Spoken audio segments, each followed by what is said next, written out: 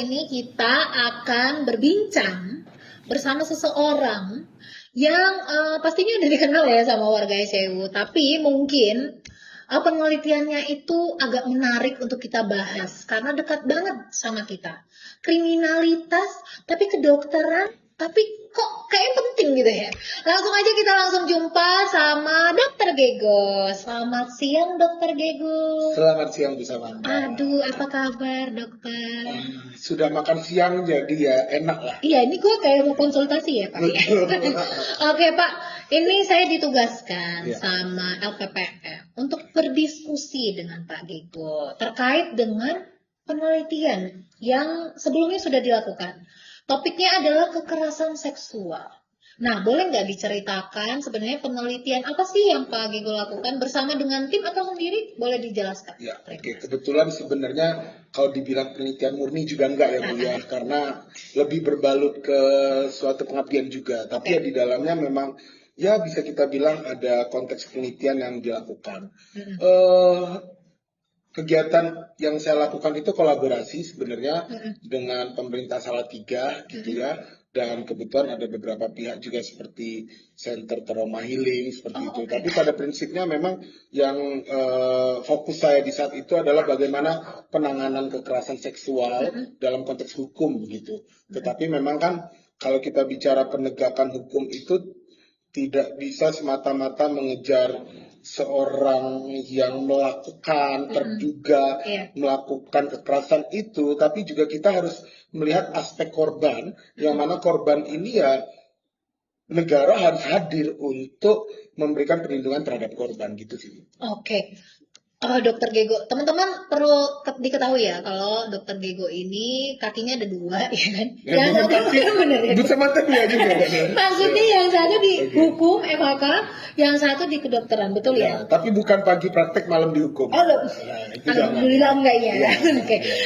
Ini menarik banget dok, karena buat Samantha emang ini dekat, tapi ternyata kekerasan seksual itu lebih dari itu ya. Maksudnya saya pikir tuh hanya hukum aja yang dilihat, tapi ternyata ada proses medisnya. Nah, boleh nggak diceritain kira-kira dalam pengabdian itu, dalam sosialisasi yang dilakukan, apa sih yang sebenarnya mau ditekankan? Gitu? Ya. Kebetulan di program tersebut fokus saya itu lebih kepada bagaimana penanganan kasus kekerasan seksual gitu ya.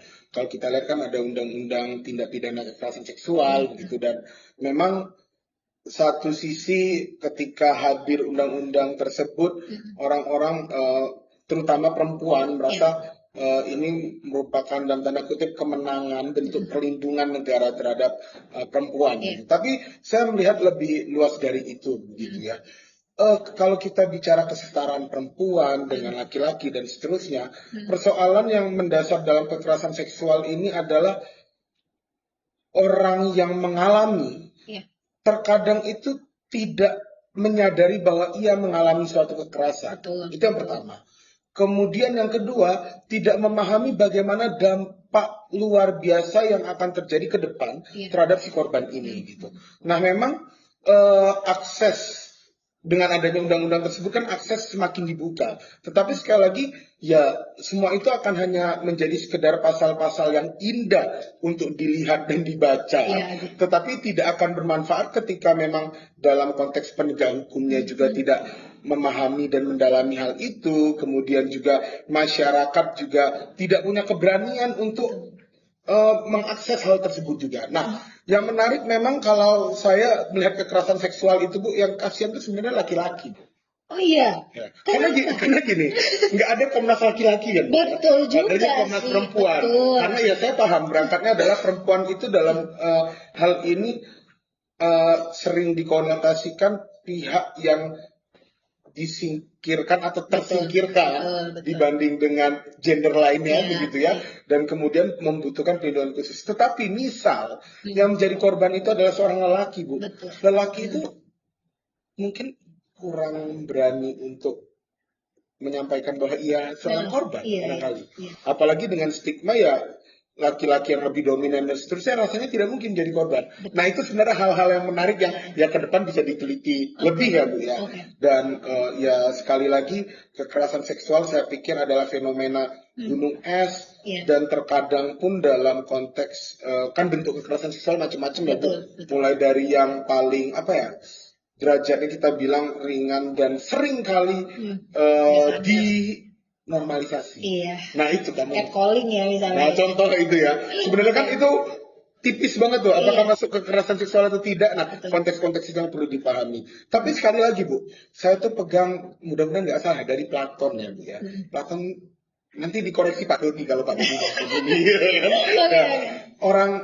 orang baik itu dia nggak butuh hukum Bu. Karena ya dia akan berperilaku baik. Tapi kalau orang jahat, sebanyak apapun hukumnya ya dia akan berusaha mencari jalan untuk menyimpangi itu gitu. Nah maka memang ya begitulah realitas dunia kemasyarakatan kita yang mana ya dengan kompleksitas hidup bermasyarakat, hukum harus hadir dan jangan sampai hanya sekedar pasal-pasal yang indah untuk dilihat, didengar, diceritakan, tetapi tidak terimplementasi dengan baik gitu. Menarik banget ya. Ini sangat dekat dan menariknya itu karena ada sisi hukumnya dan ada medisnya juga. Nah, medisnya tadi saya jadi lupa. Gimana? Jadi gini, kalau kita bicara dampak itu kan kekerasan fisik itu jelas ya Bu? Iya. Bentuknya fisik. Tapi yang kalau verbal itu sering nggak kelihatan. Belum lagi kalau kita bicara kekerasan seksual yang bentuknya ada yang fisik, ada yang verbal, bahkan pakai teknologi. Wow. Contoh, paling sering itu Bu, maaf ya, misal kekerasan dalam berpacaran. Mereka berhubungan yang punya hubungan pacaran dan berhubungan yang dianggap tidak layak dengan norma sosial begitu ya. Kemudian direkam dan seterusnya. Ketika putus yang satu ngancem nih, saya akan nyebarin dan seterusnya. Nah, ini kan bagian-bagian yang juga harus dilindungi oleh masyarakat, oleh negara begitu ya. Tetapi kan aksesnya juga sulit. Nah, kalau kita bicara dampak, bagaimana secara medis? Secara medis tentu dampaknya ini bisa fisik, bisa juga psikis. Dan kalau kita bicara kesehatan itu tidak hanya sekedar sehat fisiknya saja, tapi juga secara psikis. Dan bagaimana seseorang itu akan bisa hidup produktif, itu yang menjadi concern kesehatan. Percuma seseorang itu terlihat dia sehat secara fisik, sehat secara psikis begitu ya, tetapi ternyata orang itu juga tidak mampu hidup produktif gitu. Nah, maka hal itu juga harus kita lihat. Bahkan sebenarnya kalau dari undang-undang kesehatan yang sebelumnya dikatakan ditambah konteks kesehatan itu juga dalam konteks spiritual.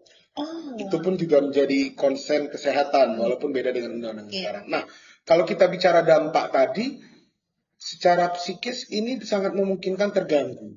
Nah, yang menarik kalau di dunia pendidikan tinggi, Bu, ada pengaturan khusus tentang pencegahan dan penanganan kekerasan seksual di perguruan tinggi.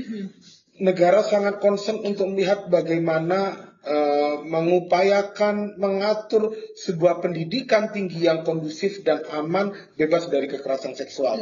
Karena dampaknya sangat kuat. Dampak secara medis, secara fisik, ya macam-macam, bahkan ya bisa maaf sampai ada kehamilan misal. Kemudian kalau dampak secara psikis, ya bisa saja orang itu akan terganggu kejiwaannya. Dan yang ekstrem ya maaf ya, yang seperti yang terjadi di dunia kita yang lagi rame hari-hari ini. Gitu. Jadi ya memang fokus saya lebih ke sana.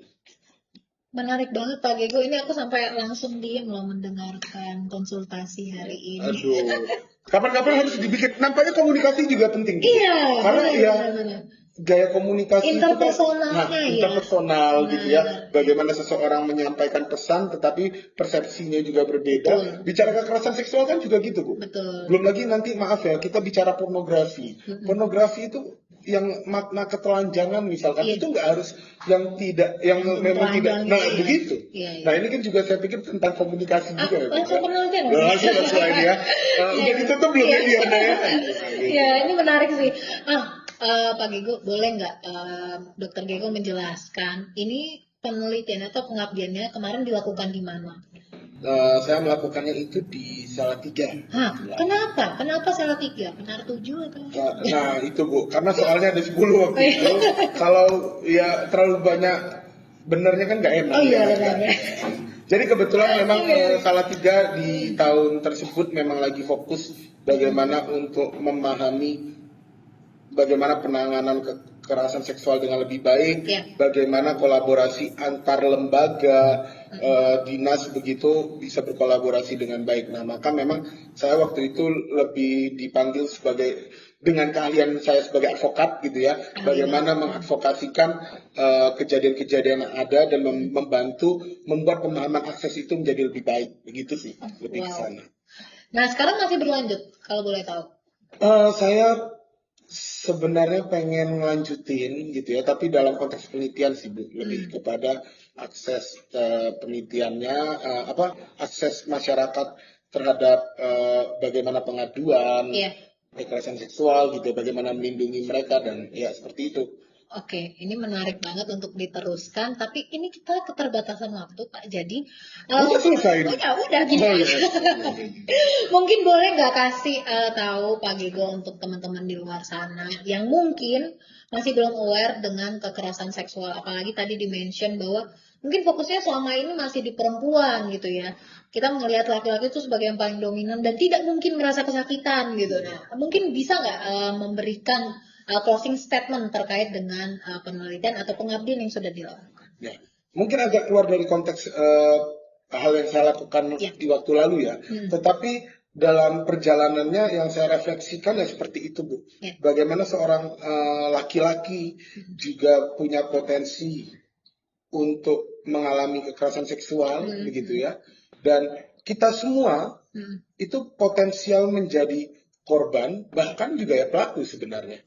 Nah, apalagi dalam komunitas akademik ini gitu ya, dengan relasi kuasa yang kita bangun dan seterusnya. Tentu harapannya bagaimana kita bisa memandang orang-orang di sekitar kita sampai kepada mahasiswa kita yang kita layani itu sebagai persona, subjek yang tentu kita berjalan bersama untuk mendampingi mereka dalam konteks pendidikan mencapai cita-cita. Ini arahnya malah banget ya. Tapi terkait erat gitu ya Bu ya.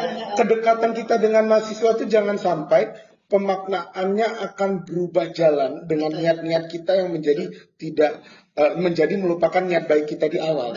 Nah, maka mari kita ya sama-sama menghargai lingkungan komunitas kita sebagai persona yang layak untuk kita hargai. Kebebasan kita bukan kebebasan tanpa batas, tapi berbatas dengan kebebasan orang lain, sehingga ya harapannya kita bisa menghantarkan mahasiswa kita ke cita-citanya semakin baik lagi. Oh, terima kasih ya Pak. Ini closing statementnya sangat menyentuh. Sangat nggak nyambung ya. Menyentuh hati loh, saya sampai menangis gitu ya. Tapi terima kasih untuk apa yang sudah disampaikan Pak Gego. Mudah-mudahan teman-teman di luar sana juga bisa menangkap hikmahnya ya, karena kekerasan seksual itu tidak sesuatu yang tabu gitu ya. Mungkin buat sebagian orang itu kayak jauh banget, tapi ternyata kita bisa menjadi korban dan kita potensial juga menjadi pelaku. Nah, mudah-mudahan segera disadari dan kita bisa memberikan batasan-batasan jika itu diperlukan dan pastinya diperlukan dalam bermasyarakat. Sekian untuk hari ini, sampai jumpa di konten selanjutnya. Dadah!